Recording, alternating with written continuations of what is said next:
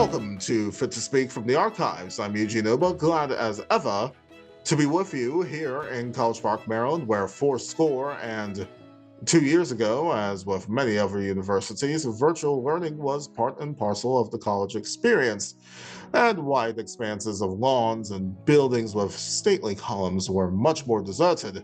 Today, not so much. As syllabus week is over and the textbooks have perhaps started to collect a sliver of dust, we revisit our October 29th, 2020 edition in which we talked about student journalism during COVID with Clara Longo de Freitas, who reported about the pandemic for the Diamondback, and we speak with Brian Dordevic, the CEO of Alpha Efficiency, who said in a tweet that college is a hard scam and lays out some insight as to what the future of college and the modern workforce could look like.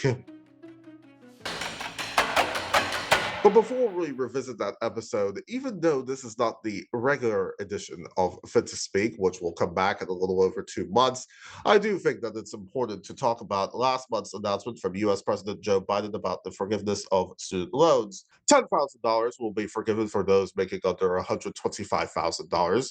$20,000 for those on Pell Grants. Those grants are granted to most families making under $60,000 a year.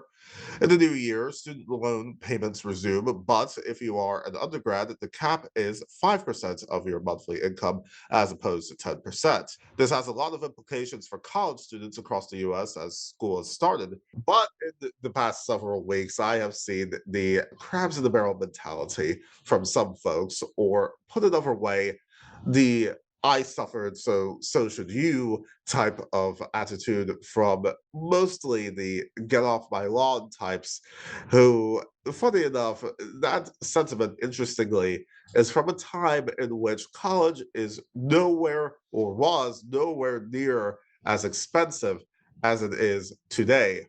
Let's take, say, my alma mater, the University of Maryland.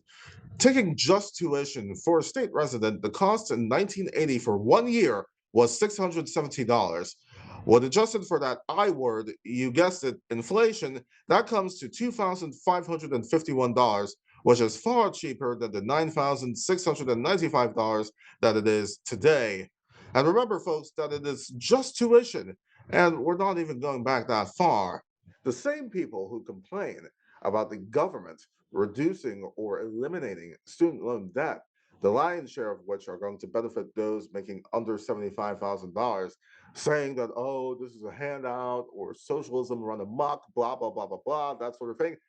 These are the same people that were all too eager to take those stimulus checks. Remember those? They were all too eager to take those stimulus checks or take PPP loans from, oh, you guessed it, the government.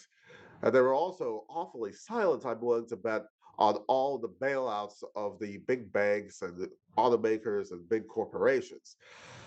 You see, if they really believed that strongly, all right, if they really believed that strongly that this was all socialism run amok, blah, blah, blah, blah, blah, that sort of thing, they should not have taken the checks. But that would require principles, which, if you look at that definition, um, they were probably too busy passing notes when that was taught in school. An educated populace is critical to the functioning of our society. And in my America, nobody would have to take out loans to further their education. Our public policy must get to a point where we make college free for everyone who wants to go. And that's not some highfalutin thing. University systems like the one in California were actually free before Ronald Reagan screwed it up. As we revisit the first in the series of shows that we did in 2020 about college in the COVID era and whether or not it's worth it in the context of virtual learning, which has largely gone away, um, I have to tell you, this development from President Biden is a big freaking deal. I've kind of sort of cleaned it up for family viewing. But in all seriousness, though, this is a very, very, very big deal. And I do applaud this tremendously. It has made a considerable impact on the lives of so many Americans. While many will say, and I agree, that more work has to be done, it's a good first step. After all, the journey of 1,000 steps begins with the first one. The second step, and I think the most important step, comes in less than 2 months from today when it will be time to head to the polls and vote in the midterms. And that is a midterm worth taking.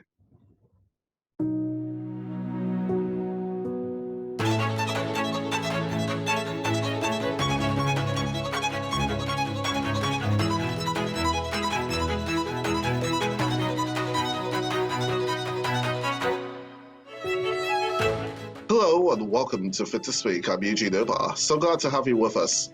We're in the thick of the fall semester here, and a lot has changed about the college experience. Now, normally, college students would be in large lecture halls and perhaps play ultimate frisbee on the lush lawns like McKelton Mall on the University of Maryland campus. But with the novel coronavirus pandemic still in full swing, the campus and really the classroom has become virtual. And it's led a lot of people to ask, is college worth it? That's a subject that we will be exploring here over the next few weeks. A popular YouTube mechanic had this to say about college degrees. Maybe a college degree is equivalent to a 6th grade education. I don't know. Don't be impressed by degrees anymore. It's a lot of nonsense. So, are college degrees a lot of nonsense? Brian Dordevic of Alpha Efficiency joins me to talk about the tweet that he posted recently that certainly caught our attention and what a future academy may look like. You'll definitely want to hear about it. But first, I speak with Clara Longo de Freitas about her reporting in the Diamondback on this pandemic. So, without further ado, let's get right to our interview. And joining me now is Clara Longo de Freitas, reporter at the Diamondback over at the University of Maryland. Clara, welcome. So nice to have you on the program today, and let's go ahead and get started. So, as an alum of the University of Maryland, I still keep up with the Diamondback. I like knowing what's going on with my alma mater.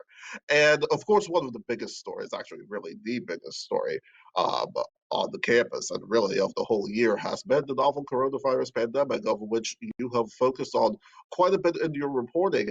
And what I'm seeing here, when I think about what has been going on and what the mainstream media has focused on, this novel coronavirus pandemic and the impact that it has on college students, they focus a lot on the students, which, of course, rightly so, they are the primary constituency of college campuses. But we don't see so much focus on the support staff, the professors, the other folks that are really impacted by all of this. And you had an article recently about an employee of the Department of Residential Facilities working in the quarantine housing that has been designated on the University of Maryland campus. So could you tell me about that employee and what his plight has been in terms of dealing with this pandemic and what the impacts have been at this point?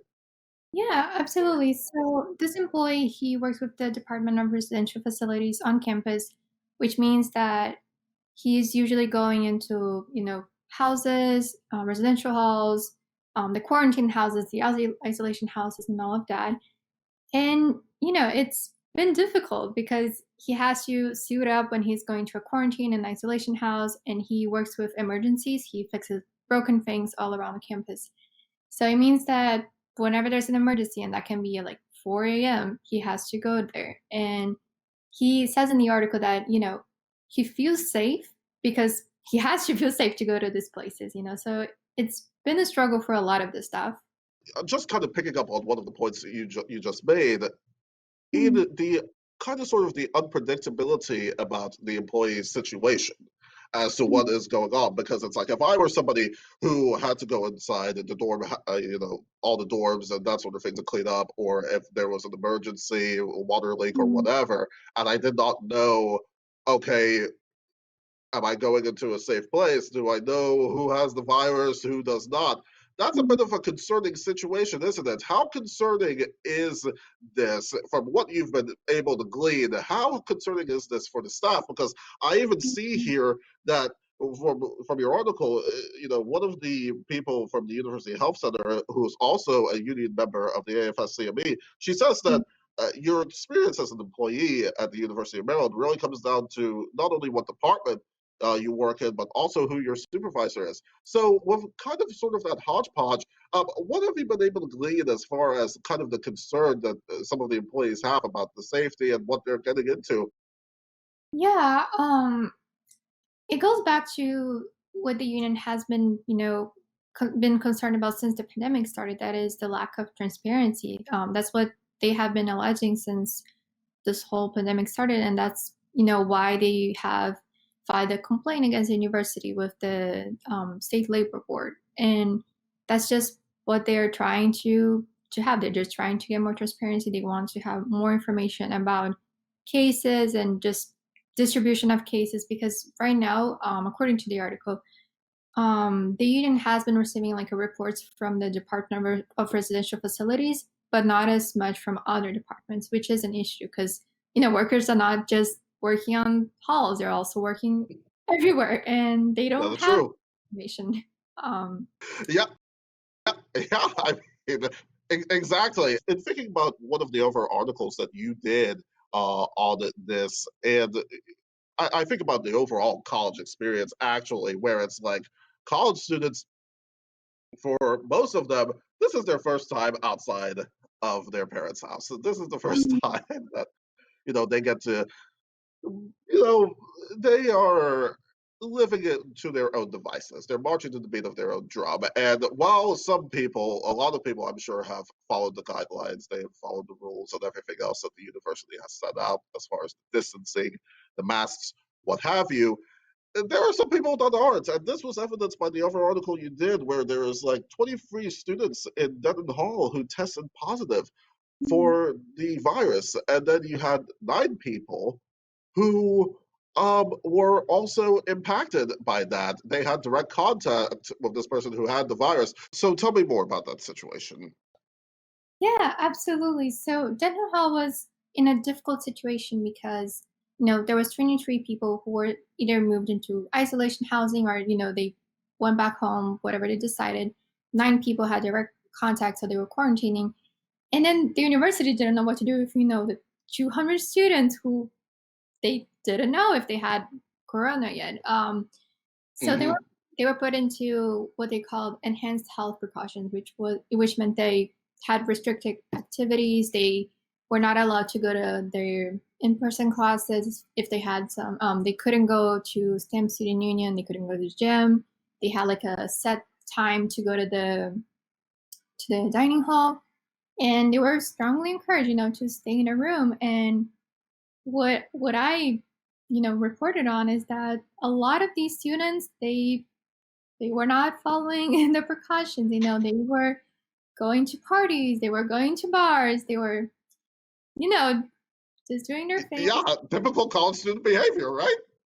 Yeah, and for the students who were quarantining and all of that, it was very frustrating because it could mean that they would have to, prolong their stay. Thankfully, that didn't happen. The restrictions were lifted October 2nd, but it was still something that was very concerning for a lot of the students, especially because there was no one actually enforcing the rules. There wasn't like anyone in the lobby. There wasn't RAs. The RAs were serving up some sort of like online service kind of thing, but no one Hmm. was, patrolling. No one was like in the hall.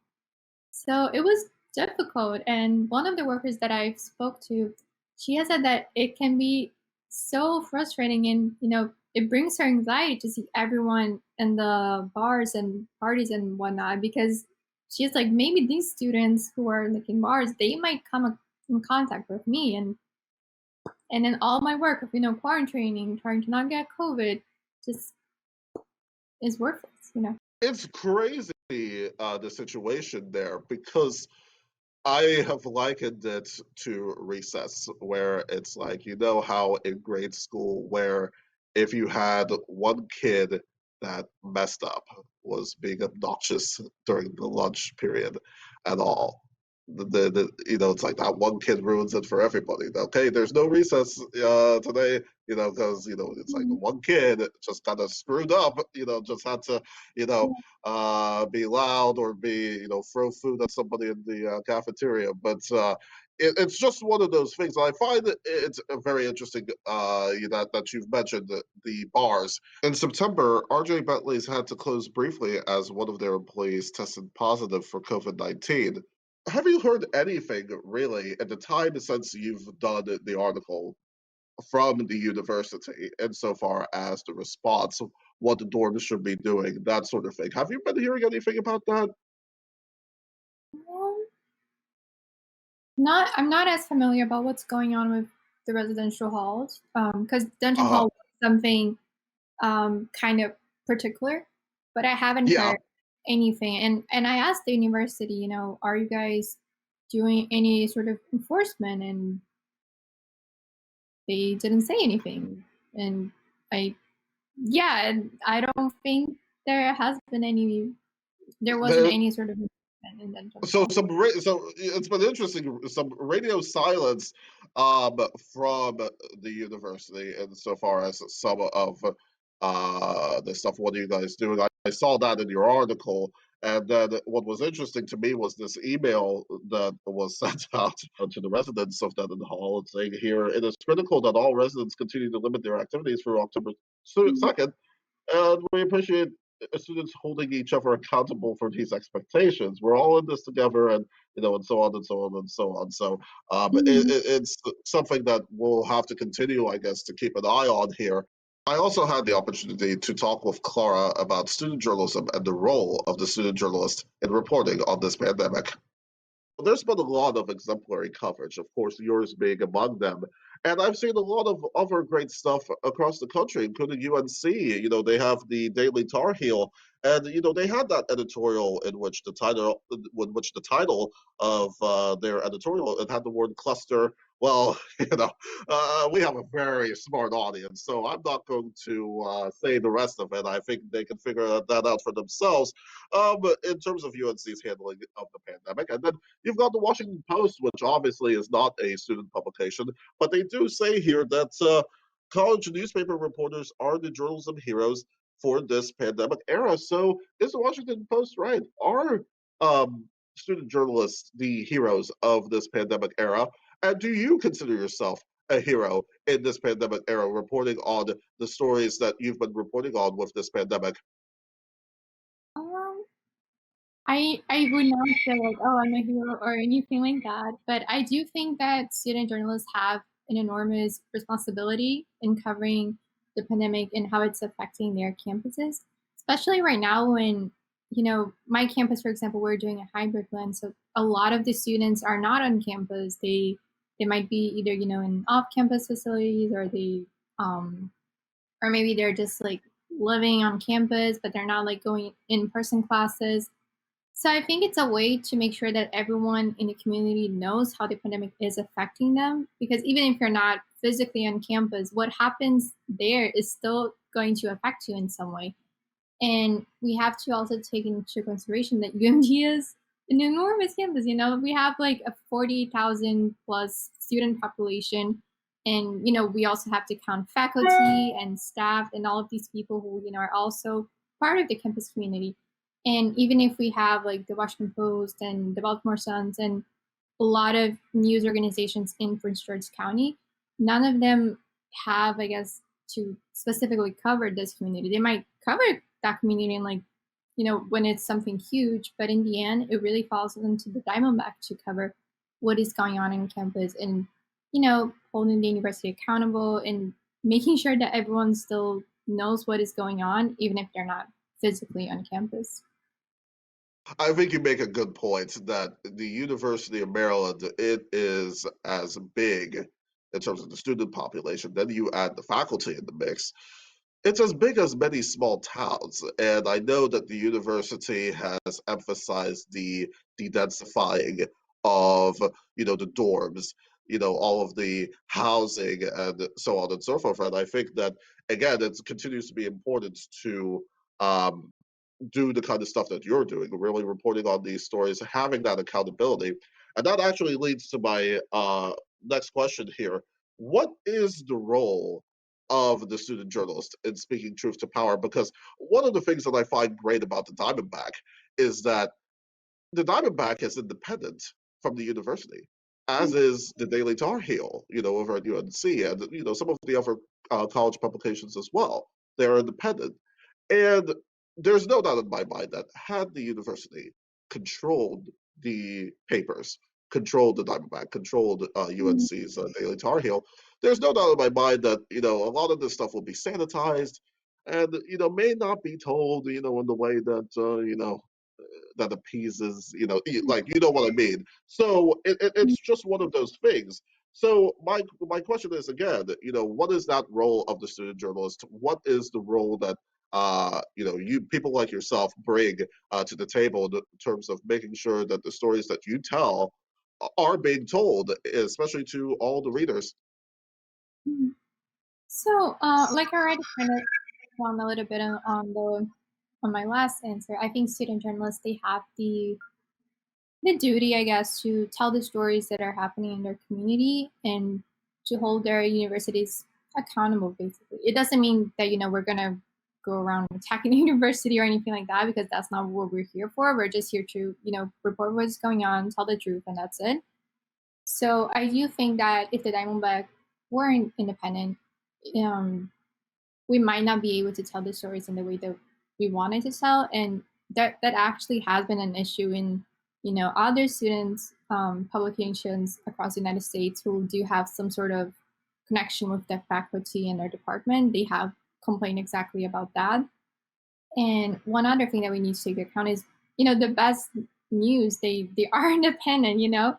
For example, that's something that we can also just remember when there was this whole controversy, I guess, when Bloomberg News decided that they wouldn't be covering the Michael campaign. Bloomberg, yeah. Yeah.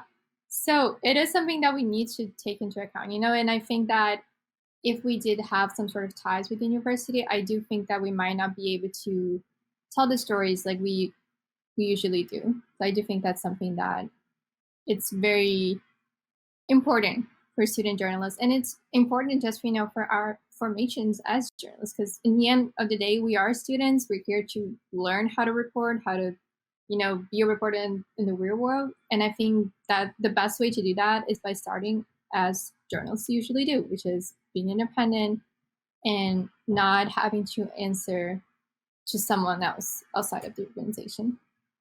I think it's just remarkable what's been going on. I think that again, we need to continue to have the editorial independence because at the end of the day, as you said, what happens is that if we don't have that independence, then it's like things become very sanitized.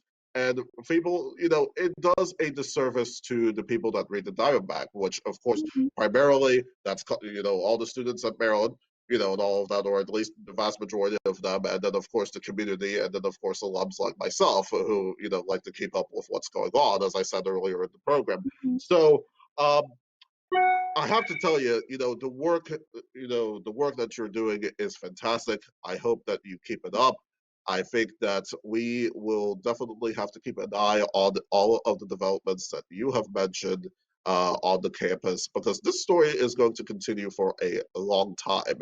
And I hope that everybody continues to be vigilant, to pay attention to what's going on, and to read your stories because you've been focusing on this pandemic, and I hope that people continue to follow along with what is being done. So, Clara Longo de Freitas, reporter at the Diamondback, thank you so much for joining me today.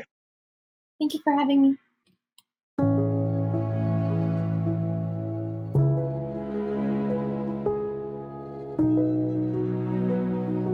Joining me now is Brian Dordevic, the lead strategist, founder, and owner of Alpha Efficiency. Brian, welcome to the show. It's so good to have you with us here today.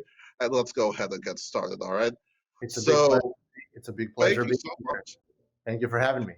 Absolutely, absolutely. We are very, very excited here to have you on. And the reason that we're really excited to have you on to talk about this topic is that back in September, you had this tweet which caught our attention, especially our executive producer's attention. And it stated here that education is so terrible. We will need to create alpha efficiency academies so people can engage in modern workforce properly.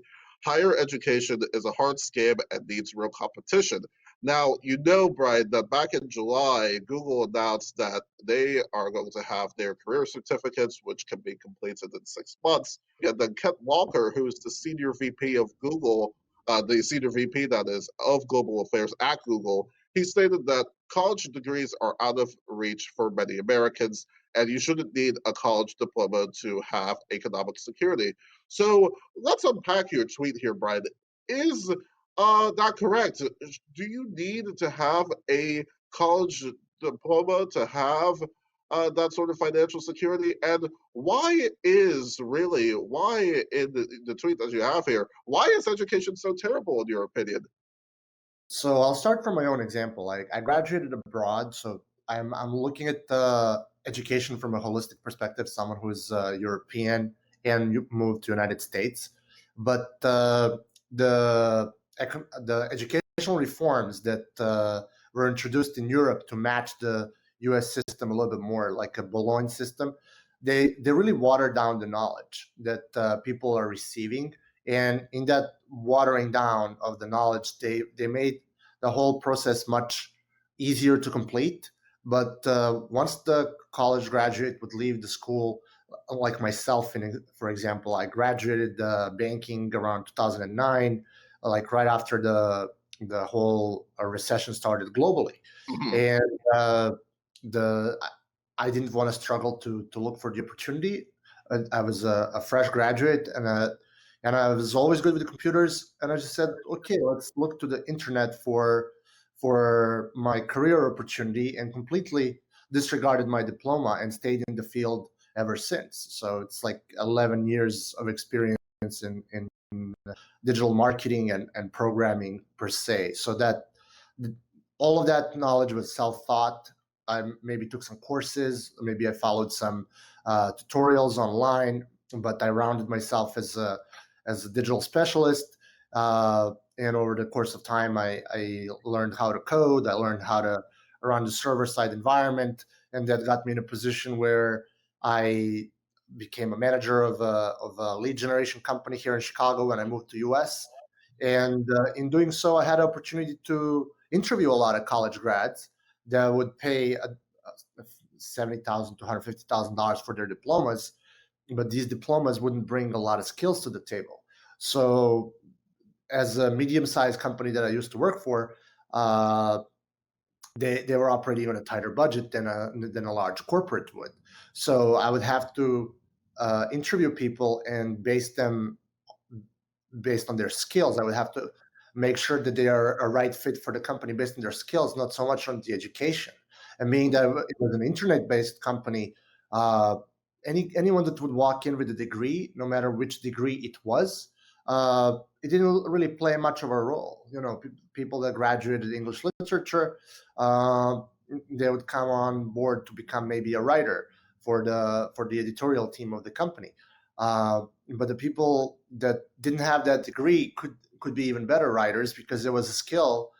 It's not so much of a background thing. How many words can you hash out, and how nicely does your content flow when you read it? So this is like just one example where people that don't have a degree would actually still be able to remain highly competitive in this digital economy that we live in today.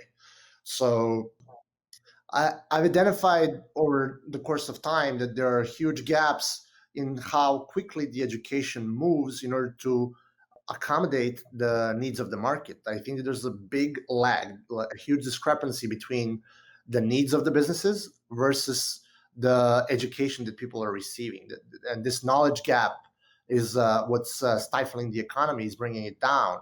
And in doing so, I've acquired a pretty good competence as to how I'm conducting a hiring process. What is it that I'm looking for in a candidate when I'm hiring an individual? And what we've noticed when we were outsourcing offshore, the labor, the same pattern was repeating. Sometimes some of the courses that people were taking that weren't particularly the college, they wouldn't put them ahead either.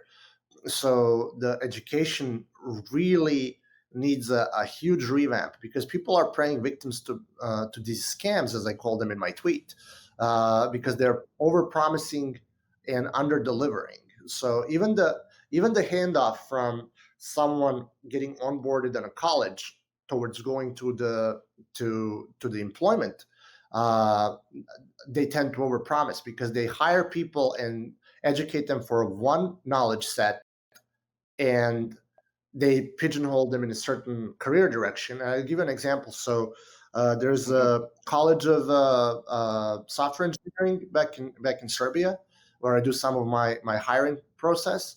They are educating their students to become more geared towards Microsoft products and Microsoft knowledge base. However, 90% of the jobs are open source. So people are using Ubuntu, JavaScript, and PHP as the core of the technologies that they have the needs for, where the businesses have the needs for, because they're more affordable, cheaper than what Microsoft is offering in their ASP.NET framework and their Azure cloud, so which are proprietary technologies. So they're going to school for 3, 4, 5 years, learning a knowledge set that they will apply only to the 10% of the market, which is good for Microsoft because they have a fresh army of recruits and they can pick from the best. But what's happening with the rest of the people that are not as talented as the group that they've picked up from the top? So people have to really think through when they are onboarding to college, to think, how is this reflecting their future and in a broader sense of their career? And I don't think that a lot of people have that as an understanding, because they're young. They don't really know what's going on. Brian, I have to tell you, you pick up on quite a lot of interesting points here, especially being self-taught. But I think this, your story is very compelling, I think, and I think the audience, a lot of our audience can relate to a lot of this. There's a lot of pressure, I think, from a lot of parents, where it's like, you need to, after high school, it's like, okay, you go to college and that sort of thing, and you got to go to a really big name school. You got to go to your Harvards, your Yales, your Princetons of the world, your MITs of the world, since we're talking a lot about tech and everything. And for a lot of recruiters, a lot of hiring managers and all, a lot of people, they look at the pedigree and all. And it's kind of like, okay, maybe those guys would move to the front of the line more than somebody would who wasn't committed to college, whether it's to save money or for whatever other reason. So I guess in thinking about what some of the stuff you were just saying now, I mean, and I think you really kind of touched on this already, but just for the benefit of our audience, um, are colleges, in terms of the way that it's being done here in America, because of course you have that global experience, so you bring a nice frame of reference here. So relative to that global experience, are the U.S. colleges and universities, are they doing a disservice to the public, the students that are attending these stuff, in terms of preparation for these jobs? So it will really have to depend on the curriculum of a college and a person that's attending it. I would assume that a lot of colleges bring a lot of value to the table. So especially in the industries and verticals where the knowledge is in demand. So if you're picking up any kind of a software engineering background or anything that's technical in nature, you can't go wrong. But as soon as you venture out of what's hot on the market, everything else that's being brought to the table, like imagine someone going to liberal arts, there is really no clearly defined path of career for someone who is taking that as a curriculum. And odd enough, these kind of like alternative knowledge foundations that exist out there, they cost a lot of money. And I wouldn't imagine how would the parent feel if their child went to uh, some form of arts and spent $120,000-$150,000 on a tuition without an opportunity to solidify a career that will be able to pay that debt off, and that debt itself is non-forgivable. You can't forgive a college debt through bankruptcies, etc., through the government mandate. So this, in an essence, created an environment in which colleges are incentivized to charge more, but they have no responsibility to deliver. I think that government action that is protecting the college as an institution is doing a disservice to everyone, because the colleges should be tied into their results, and they shouldn't be creating an environment where they are guaranteed that income. They, they should default alongside the people that they're putting through the school.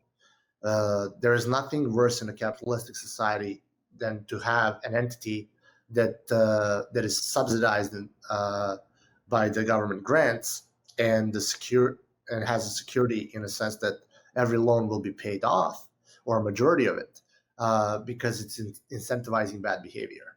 And that's what we're seeing, that a lot of colleges are out there, and the only game that they're playing is marketing. So they can appeal to the emotional side to the people that don't understand what they're signing up for, and sell them a story without delivering the value.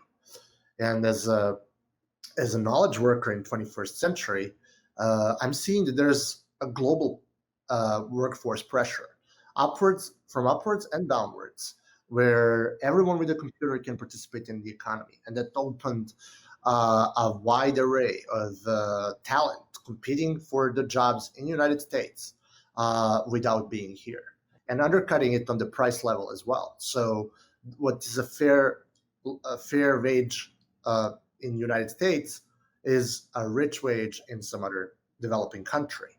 Mhm. So that is creating a very highly competitive environment with the changes in the financial landscape, as the blockchain is emerging. The micropayments and the transactions on the blockchain will move faster than they are moving through the banking system, which will again leave a lot of people unsituated. And so I'm seeing a big challenge for a lot of people that are graduating college now, as they are not bringing a tangible skill that can set them apart in the workforce. And now they're not competing in a 330 million population market. They're competing on 7.1 or 7.3 billion population market, because everyone with the access to the internet can participate in a global workforce. Everyone can trade time for money by offering the skills that they can bring to the table. And people get very competitive, especially the people that are passionate about what they're doing. So on my team, for example, all my designers that are working with me, they're all college educated, and I think that their college did them a great service. They put them in a position where they can discern what is beautiful and what is not, and to be a referee on what is quality. But it was just a abstinence that their college brought them that. I could see equally that I could hire someone who doesn't have a degree in graphic arts, and that could deliver equal or better value than someone who went through the traditional educational path. So the experience is becoming more relevant than education that is kind of plummeting. A lot of people that sign up for IT backgrounds, like let's assume someone signed up to become a system engineer and to manage Linux. When they're following Linux to the letter through the college curriculum, they don't achieve an IT mindset. IT mindset is something that people that love computers, they have intuitively. That would be my example. I have an intuitive understanding of how the computers operate and how they work, what's their strengths, and how those processes internally are working. And as I was learning Linux, my perspective is completely different than someone who went the traditional educational path and has like everything categorized, because the mindset is allowing me to see things that someone who traveled like the traditional path, they can't see, because they have they have a narrow tunnel vision. So education, as good as it is, I think when I mentioned Alpha Efficiency Academy, it's a self-serving purpose. I know exactly what I need from skills inside of my employees, and also the mindset that they need to have as to problem solving that goes beyond just knowledge. So, and this is the part that I've never seen is being taught in schools or at colleges, where people need to develop a critical mindset, where they're not taking things at face value, as well, where they need to solve problems at their place of employment, because the challenge of the problem is always going to determine how much you will get paid. So obviously, for some professions, you do need standardization, and these professions would be in medical field, they would be in law, and they would be in, like, let's say, CPA, accounting field, and finance, where you do need that structure.